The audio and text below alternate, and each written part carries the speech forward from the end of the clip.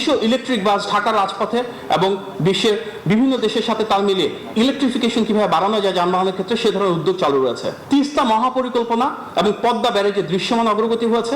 জনগণের সরকার, জনগণের কাছে দায়বদ্ধ সরকার, জনগণকে জানানোর অধিকার আছে, আমাদের জানাতে হবে, জনগণের জানার অধিকার আছে। সেখান থেকে আজকে আসলে আমরা 180 দিন করেছি। বিগত সরকার পঙ্গুর দশা দেশকে রেখে গেছে, যা তারেক রহমান সরকার যে পরিচালনা করতে পারছে এটাই কিন্তু অনেক বড় কিছু। অতীত সরকারের রেখে যাওয়া ধ্বংসস্তূপ থেকে দেশকে নতুন করে পুনর্গঠন করছে সরকার, এমনটাই দাবি ক্ষমতাসীন দলের নেতাদের।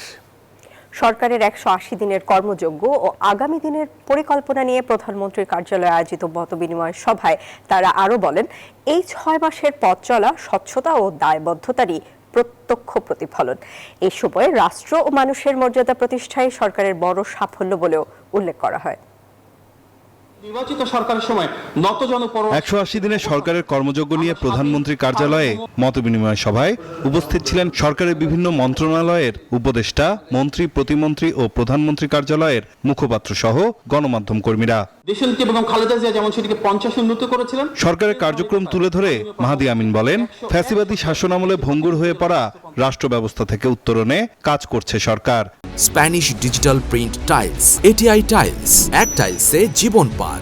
সরকারি কর্মকর্তাদের নতুন পে স্কেল চূড়ান্তের পাশাপাশি জুলাই শহীদ পরিবার ও আহতদের পাশে থাকার কথাও জানান তিনি। 200 ইলেকট্রিক বাস ঢাকার রাজপথে এবং বিশ্বের বিভিন্ন দেশের সাথে তাল মিলিয়ে ইলেকট্রিফিকেশন কিভাবে বাড়ানো যায় যানবাহনের ক্ষেত্রে সে ধরনের উদ্যোগ চালু রয়েছে। তিস্তা মহাপরিকল্পনা এবং পদ্মা ব্যারেজে দৃশ্যমান অগ্রগতি হয়েছে। বক্তারা বলেন, ধ্বংসস্তূপে পরিণত দেশের দায়িত্ব নিয়েও স্বাভাবিক গতিতে দেশকে এগিয়ে নিয়ে যাচ্ছে সরকার। জনগণের সরকার, জনগণের কাছে দায়বদ্ধ সরকার, জনগণকে জানানোর অধিকার আছে, আমাদের জানাতে হবে, জনগণের জানার অধিকার আছে। সেখান থেকে আজকে আসলে আমরা 180 দিন করেছি। বিগত সরকার পঙ্গুর দশা দেশকে রেখে গেছে, যা তারেক রহমান সরকার যে পরিচালনা করতে পারছে এটাই কিন্তু অনেক বড় কিছু। বিদ্যুৎ জ্বালানি সংকট দ্রুত সমাধান না হওয়ার কারণও ব্যাখ্যা করেন তারা। পাশাপাশি সরকারি দপ্তরে দলীয় লোক নিয়োগের অভিযোগে যোগ্যতা যাচাইয়ের ওপর গুরুত্ব দেন নেতারা। এই স্পয়লার সিস্টেম পৃথিবীর বহু দেশে আছে, গণতান্ত্রিক দেশে আছে। আপনাদের দেখার বিষয় ওই জায়গার জন্য কোয়ালিফাইড কিনা। চলতি অর্থ বছরের মধ্যেই স্থানীয় সরকারের 5টি নির্বাচনে সম্পন্ন হবে। এই দিনগুলিকে আমাদের ব্যয় করতে হচ্ছে যত না বেশি কর্মসূচি বাস্তবায়ন করার জন্য, তার চেয়ে বেশি বাস্তবায়ন করতে হচ্ছে ধ্বংসস্তূপকে নতুন কর্মসূচি গ্রহণ করার উপযোগী হিসাবে গড়ে তোলার জন্য। নোট অফ ডিসেন্ট বাদ দিয়ে জুলাই সনদে আর যা যা আছে সবকিছু বিএনপি বাস্তবায়ন করবে।